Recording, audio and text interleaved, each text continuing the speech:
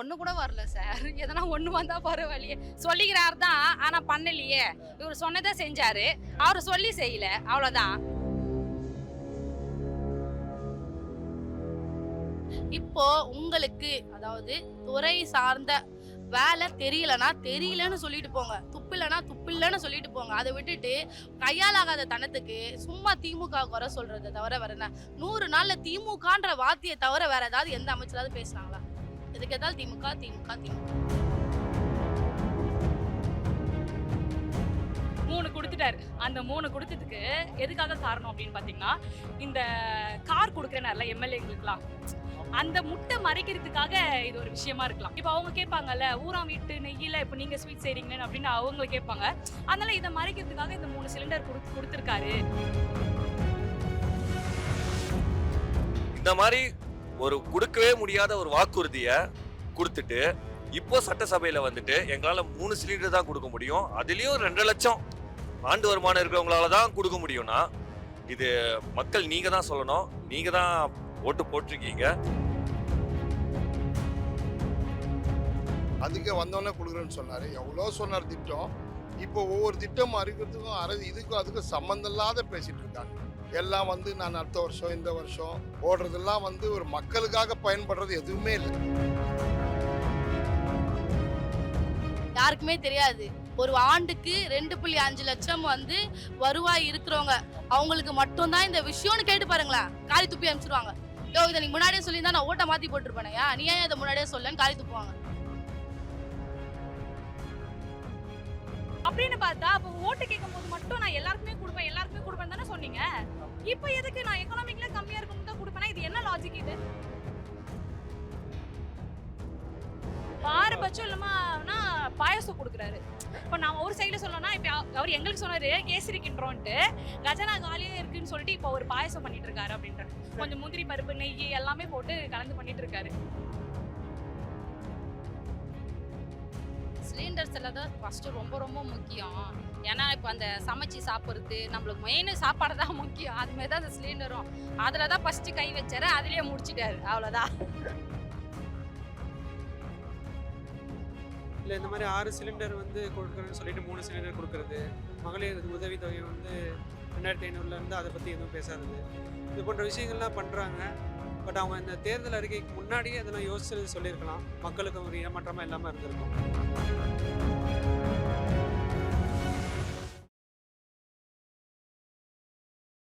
ஆச்சி மசாலா எந்த சமையலும் ருசி தேடும் ரகசியம் 20 ரூபாய். தாவேக்காவுடைய தேர்தல் அறிக்கையில 6 சிலிண்டர் இலவசம்னு அறிவிச்சிருந்தாரு முதலமைச்சர். இன்றைக்கு 3 சிலிண்டர்னு அறிவிச்சிருக்காரு இல்லையா? இதை எப்படி பார்க்கிறார்கள், இந்த அறிவிப்பை மக்கள் எப்படி பார்க்கிறாங்க அப்படின்றத நாம் கேட்டு தெரிந்து கொள்ள இருக்கிறோம். இது கிங் டிவி, நான் உங்கள் தமிழ் மாறன். இப்போ 6 சிலிண்டர்னு அறிவிச்சிருந்தாங்க தேர்தல் அறிக்கையில தாவேக்கா. இன்னைக்கு 3 சிலிண்டர் அப்படின்னு சொல்லியிருக்காங்க. இது வந்து ஓகேவா, குட் அப்படின்னு பார்க்கலாம்? இல்லை இந்த மாதிரி 6 சிலிண்டர் வந்து கொடுக்குறேன்னு சொல்லிட்டு 3 சிலிண்டர் கொடுக்குறது, மகளிர் உதவித்தொகை வந்து 2500 அதை பற்றி எதுவும் பேசாதது, இது போன்ற விஷயங்கள்லாம் பண்ணுறாங்க. பட் அவங்க இந்த தேர்தல் அறிக்கைக்கு முன்னாடியே அதெல்லாம் யோசிச்சு சொல்லியிருக்கலாம். மக்களுக்கு ஒரு ஏமாற்றமாக இல்லாமல் இருந்திருக்கும். அது இல்லாமல் மற்றவங்களை குறை சொல்லிட்டு இப்போ அந்த குறை சொல்கிற வேலையை இவங்களும் பார்க்குறது வந்து சரியில்லைன்னு தோணுது. மக்களை ஏமாத்துற மாதிரி இருக்கு. இன்னும் ஒண்ணு கூட வரல சார். எதனா ஒண்ணு வந்தா பரவாயில்லையே. சொல்லிக்கிறார் தான், ஆனா பண்ணலையே. இவரு சொன்னதை செஞ்சாரு. அவரு சொல்லி செய்யல. அவ்வளவுதான். இப்போ ஜெயிக்கிறதுக்கோசம் அது மாரி சொன்னாரு, இது மாரி செய்யறேன்ட்டு. ஆனா ஜெயிச்சிட்டாரு, பண்ணல. அவ்வளவுதான் சார். சார் இது ஆக்சுவலி வந்து சொன்னது ஒன்று செஞ்சது ஒன்று. நீங்களே சொல்லிட்டீங்க. அது பேர் வந்து அன்னபூர்ணா 6 எங்க? அதான் 3 வந்திருக்கு. சரி 3 வந்திருக்கு. சொல்லும் போது என்ன சொன்னாரு முதலமைச்சரா? அதாவது விஜய் வந்து அதிகமாக என்னை பொறுத்தவரைக்கும் ஸ்கேம் தான் பண்ணுறாரு. மார்க்கெட்டிங் அவர் வந்து அவரோட ப்ராடக்ட் சேல்ஸ் தாவேக்கான்ற ப்ராடக்டை சேல்ஸ் பண்ணுறதுக்காக இல்லாத போலாதுன்னு சொல்லி மார்க்கெட்டிங் பண்ணி இப்போ உள்ளே வந்துட்டு இப்போ அதிகமான கண்டிஷன்ஸ் போட்டால் எப்படி? இதே நான் ஒன்று கேட்குறேன். இப்போது சட்டசபையில் கேட்குறாங்க, பால்வளத்துறை அமைச்சர் கேட்குறாங்க, பால் லிட்டருக்கு 3 ரூபா குறைஞ்சதுனால நம்ம இது கோடி கடன் இருக்குது பால் துறையில், ஆவின் பால் துறையில் ஒரு 250 கோடி சம்திங் கடன் இருக்குன்னு சொல்கிறாங்க. அந்த 3 ரூபா லிட்டர் வந்து எப்போ இறக்குனாங்க, அந்த விலையை குறைச்சாங்கன்னா கொரோனா காலத்தில் முத்துவேல் கருணாநிதி ஸ்டாலின்ற ஒரு குரல் வந்து தமிழ்நாட்டில் ஒலிக்கும் போது கொரோனா லாக்டவுனில் அத்தியாவசியம் சாப்பிட்றதுக்கே சாப்பாடு கிடைக்காது, அரிசி கிடைக்காத ஒரு சூழ்நிலையில் ஒரே தலைவர் இந்த மாதிரி கஜனா காலி, காசு இல்லை, அந்த மாதிரி எந்த ஒரு பிரச்சனையுமே பற்றி பேசாமல் சொல்லாமல் என்ன வந்தாலும் பார்த்துக்கலாம், மக்களுக்கு தேவையான அடிப்படையை மக்களுக்கிட்ட கொண்டு போய் சேர்க்கிறவர் தான் உண்மையான தலைவர். எங்கள் தலைவர் அப்போது பால் லிட்டருக்கு 3 ரூபா குறைச்சார். 5 வருஷமும் அதே ரேட்டு தான், அதை ஏற்றவும் இல்லை, எதுவுமே பண்ணல. அந்த 5 வருஷமும் அந்த துறையை வந்து அவர் வந்து நல்லா தான் கொண்டு போயிட்டு இருந்தாரு. இப்போ உங்களுக்கு அதாவது துறை சார்ந்த வேலை தெரியலன்னு சொல்லிட்டு போங்க, துப்பில்லைன்னு சொல்லிட்டு போங்க. அதை விட்டுட்டு கையாலாகாத தனத்துக்கு சும்மா திமுக குறை சொல்றதை தவிர வேற என்ன? 100 நாள்ல திமுகன்ற வார்த்தையை தவிர வேற ஏதாவது எந்த அமைச்சராவது பேசுனாங்களா? எதுக்கு ஏதாவது திமுக திமுக திமுக. ரொம்ப மகிழ்ச்சியா இருக்கு சார். மக்கள் ரொம்ப சந்தோஷப்படுவாங்க. ஏன்னா அடிக்கடிக்கு உருட்டு கொடுத்துட்டே இருக்காரு. 200 யூனிட் தரேன் அப்படின்னு சொல்லிட்டு அதுவும் வந்து எல்லாருக்குமே சேரும் அப்படின்னு பார்த்தா அப்புறம் எக்கனாமிக்கலி யார் கம்மியா இருக்காங்களோ அவங்களுக்கு அப்படின்னு சொன்னார். சரி ஓகே, இப்போ 6 சிலிண்டர் சொன்னாரு. 6ல இருந்து 3 கம்மி பண்ணிட்டாரு. 3 கம்மி பண்ணிட்டாரு. ஸோ அந்த 3 கம்மி பண்ணிட்டு 3 கொடுக்குறாருன்னு 3 கம்மி பண்ணிட்டாருன்றீங்க. எங்க 3 கம்மி பண்ணி பாசிட்டிவ் அப்ரோச்சா பாருங்க. ஓகே நீ சொல்றீங்களா? சரி ஓகே, 3 கொடுத்துட்டாரு. அந்த 3 கொடுத்ததுக்கு எதுக்காக காரணம் அப்படின்னு பார்த்தீங்கன்னா, இந்த கார் கொடுக்குறேனார்ல எம்எல்ஏங்களுக்குலாம், அந்த முட்டை மறைக்கிறதுக்காக இது ஒரு விஷயமா இருக்கலாம். புரியுதுங்களா? ஏன்னா அதை பிரேக் பண்ணி வரணும்ல. இப்போ அவங்க கேட்பாங்கல்ல, ஊராம் வீட்டு நெய்யில் இப்போ நீங்கள் ஸ்வீட் செய்கிறீங்களேன்னு அப்படின்னு அவங்க கேட்பாங்க.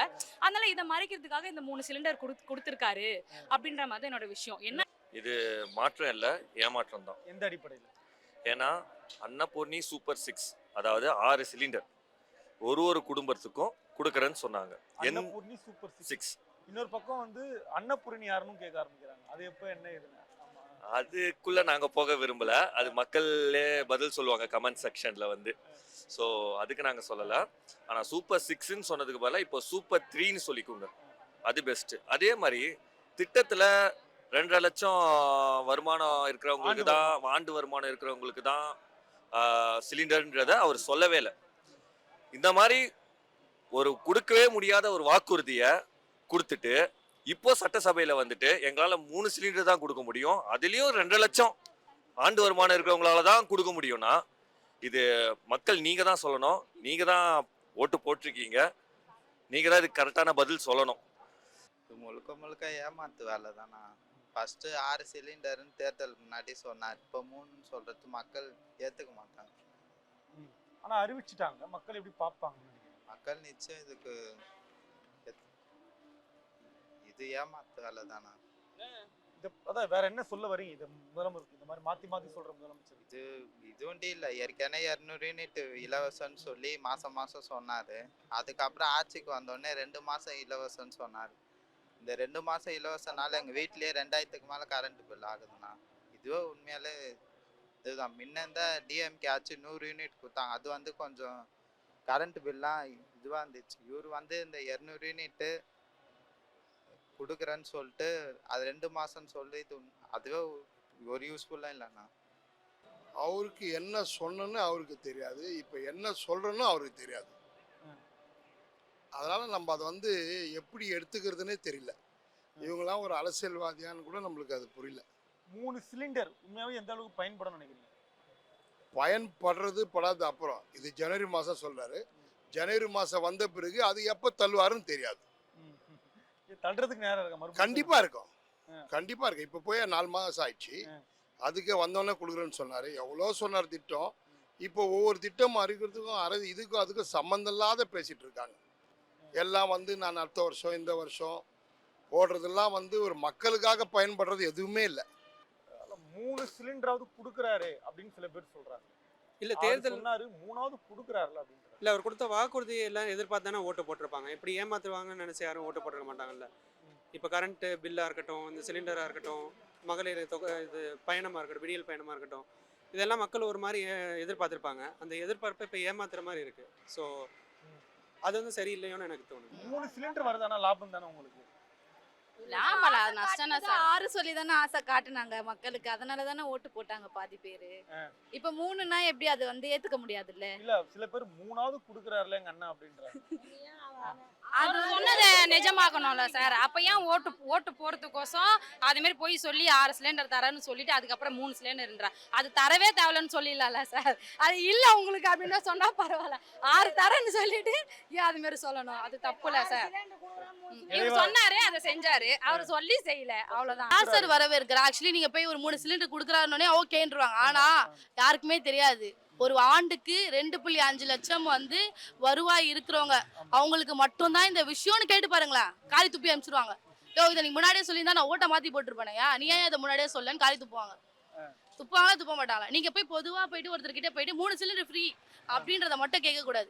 ஒரு வருஷத்துக்கு 2. யார் சார் இப்போ ஒரு வருஷத்துல 2.5 லட்சம் என் வருவாய் எத்தனை பேர் இருப்பாங்க சொல்லுங்க? 20,000 ரூபாய் சம்பாதிக்கிறவங்களுக்கு அது பொருந்தும். அந்த 20,000 சம்பாதிக்கும் போதும். மீதி பேருக்கு மிடில் கிளாஸ் பீப்புள்ல ஒருத்தர் சம்பளம் வந்து 35,000 இருக்கு, 40,000 இருக்கு. குறைஞ்சபட்சம் ஒரே ஒரு மனிதர் வீட்டுல குடும்ப தலைவன் வந்து 40,000 ரூபாய் சம்பாதிப்பார். அதுல 15,000 ரூபாய் வாடகை கொடுக்குறவர், மீதி 15,000 ஸ்கூல் ஃபீஸ் கட்டுவார். 10,000 வச்சு குடும்பத்தை ஓட்டுற எத்தனையோ பேர் இருக்காங்க.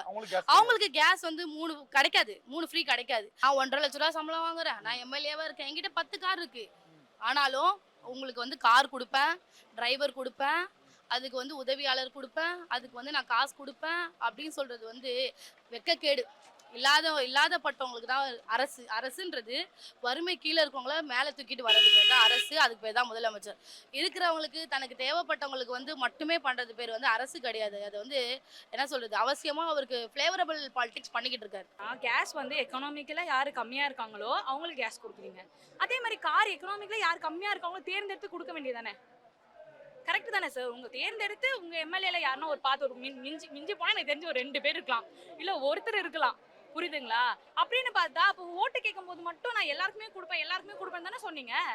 இப்போ எதுக்கு நான் எக்கனாமிக்ல கம்மியா இருக்கணும் தான் கொடுப்பேனா? இது என்ன லாஜிக் இது? முதலமைச்சர் வந்து எல்லாருக்குமே உண்மையாவே கொடுக்குற ஒரு விஷயம் என்ன? எல்லாருக்கும் பாரபட்சம் இல்லாம கொடுக்குறாரு. பாரபட்சம் இல்லாமனா பாயசம் கொடுக்குறாரு.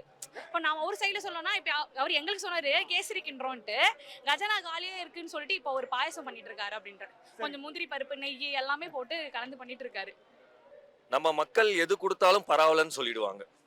ஏன்னா அவங்க கொஞ்சம் யோசிக்கணும். நான் மக்களை குறை சொல்லணும்னு நான் விரும்பல, கொஞ்சம் யோசிக்கணும். ஏன்னா 6 சிலிண்டருன்றது நம்ம ஸ்டேட் கவர்மெண்ட் எடுக்கிற முடிவு மட்டும் இல்லை, இல்லை சென்ட்ரல் கவர்மெண்ட்டோட முடிவும் இருக்குது. இல்லை நம்ம ஸ்டேட் கவர்மெண்ட் ஏதாச்சும் ஒரு நிதியில் சென்ட்ரல் கவர்மெண்ட்டோட காம்ப்ரமைஸ் பண்ணாதான் அவங்களால அந்த 6 சிலிண்டரை வாங்கி நம்மளுக்கு தர முடியும் ஸ்டேட் கவர்மெண்ட்டுக்கு. ஸோ இது தெரிஞ்சு மக்கள் ஓட்டு போட்டாங்களா இல்லையான்னு எங்களுக்கு தெரியல. ஆனால் இது ரொம்ப தவறான விஷயம். ஏன்னா மக்கள் இப்போ ஏமாற்றத்தை அடைஞ்சிருக்காங்க. ஏன்னா இவர் வந்த உடனே நான் எல்லாத்தையும் மாற்றிடுவேன் அப்படின்னு அவர் சொல்லியிருக்காரு. ஆனால் அந்த மாதிரி மாற்றம் வரலன்னு மக்கள் நினைக்கிறாங்க. இதுதான் எங்களோட கருத்துமே சரி, எங்க திராவிடத்தோட கருத்துமே சரி. மக்கள் இந்த அறிவிப்பு எவ்வளவு பெரிய ஏமாற்றமா பாக்குறாங்க. ரொம்ப ஏமாற்றம். ஏதோ தெளிவு இல்லாத இருக்காங்க, இப்போ தெரிஞ்சுட்டாங்க. நிறைய பேர் யோசனை பண்றாங்க, கண்டிப்பா யோசனை பண்றாங்க. இன்னைக்கு வந்து படிக்க வச்சதே திமுக கவர்மெண்ட் தான். நான் அரசியலுக்கோசம் கட்சிக்கோசம் சொல்லல. இன்னைக்கு ஒவ்வொரு குடும்பத்துல, சாதாரண ஏழை குடும்பத்துல கூட இன்னைக்கு ஒரு பொண்ணுங்க படிக்குதுன்னா அதனுடைய முழு முயற்சியே வந்து திமுக கவர்மெண்ட் தான். அவங்க பண்ண ஒரு வீட்டில் 4 குழந்தை படிச்சா 4 குழந்தைங்களுக்கு காசு. இன்னைக்கு +2 +1லாம் அனாவசியமாக அதிகாரமாக இன்னைக்கு வந்து ஒரு காலத்தில் காலேஜ் போகிற பசங்க ரொம்ப கம்மி. இன்னைக்கு வீட்டுக்கு பசங்க காலேஜ் போகுது. அதுக்கெல்லாம் எல்லாமே முழுக்க திராவிட கட்சிங்க தான். சரி, இதை பற்றி இப்போ நான் 3 சிலிண்டர் அறிவிப்பு என்பது ஏமாற்ற வழிதான். ஆமாம், உண்மையாகவே இந்த 3 சிலிண்டர் அறிவிப்பு பயனுள்ளது இல்லையா? நிச்சயமாக பயனுள்ளது தான். ஆனால் அவங்க கொடுத்ததை வந்து முழுமையாக கொடுத்துருக்கலாம். அதை தான் நம்ம சொல்கிறது. ஏன்னா வந்து அறகுறையாக பண்ணுற மாதிரி இருக்குது எல்லா வேலையும். சொல்கிறது ஒன்று செய்கிறது ஒன்று. அது மட்டும் இல்லாமல் இந்த 3 சிலிண்டர் கூட வருஷ சம்பளம் வந்து 2,50,000 இருக்கிறவங்களுக்கு தான் சொன்னது வந்து தப்பாக இருக்குது. இந்த தாய்மாமன் சீர் இது எல்லாமே வந்து தமிழ்நாடுக்குன்னு சொல்லிட்டு இப்போ தமிழ்நாட்டில் ஏதோ ஒரு கூட்டத்தை ஒதுக்கி கொடுக்குற மாதிரி இருக்குது. அதுதான் சரியில்லையோன்னு எனக்கு பர்சனலாக இருக்குது. அவ்வளோதான். உண்மையாகவே இந்த சிலிண்டர் பிரச்சனை வீட்டில் இருக்குல்ல, சிலிண்டர் வாங்குறது அந்த செலவு வந்து எவ்வளவு முக்கியமானதை நீங்க பாக்குறீங்க?